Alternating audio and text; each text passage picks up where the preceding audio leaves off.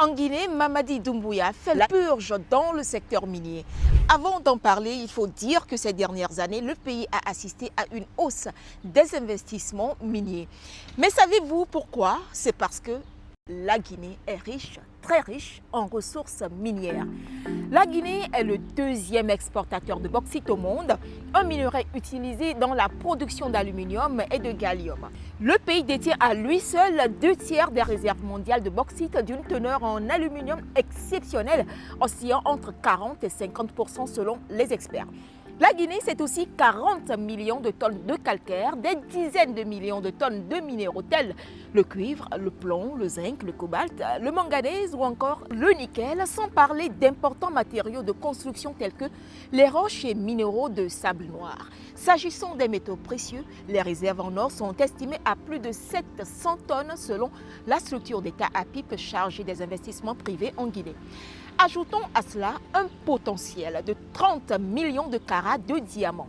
L'État guinéen exporte chaque année 85% de ses ressources minières contre 20% d'apport de ses ressources aux recettes publiques, selon l'Agence de promotion des investissements privés en Guinée. Conscient de l'enjeu, le gouvernement actuel semble avoir engagé une opération d'assainissement du secteur minier. Visiblement, même les entreprises nationales ne seront pas épargnées. Désormais en Guinée, les compagnies qui ne respecteront pas le code minier se verront tout simplement retirer leur permis d'exploitation. C'est la conclusion que l'on pourrait faire après que Mamadi Doumbouya a décidé vendredi dernier de révoquer la concession minière de 2 compagnies, Guiter Mining et Kebo Energy, 2 sociétés minières de droit guinéens qui exploitent la bauxite. La licence minière d'Emirate Global Aluminium, un des principaux acteurs étrangers du secteur minier guinéen, est également dans le viseur du gouvernement.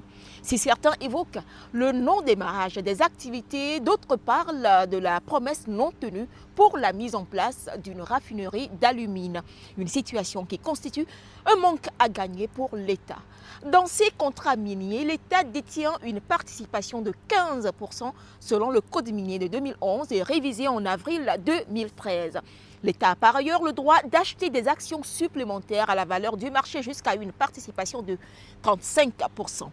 Lundi, à l'Africa CEO Forum à Abidjan, Côte d'Ivoire, le Premier ministre Bahouri a fait savoir que la transformation de la bauxite est la priorité du gouvernement dans le secteur minier et annonce un projet de création d'une société nationale pour une plus grande part des actions de l'État dans les entreprises minières.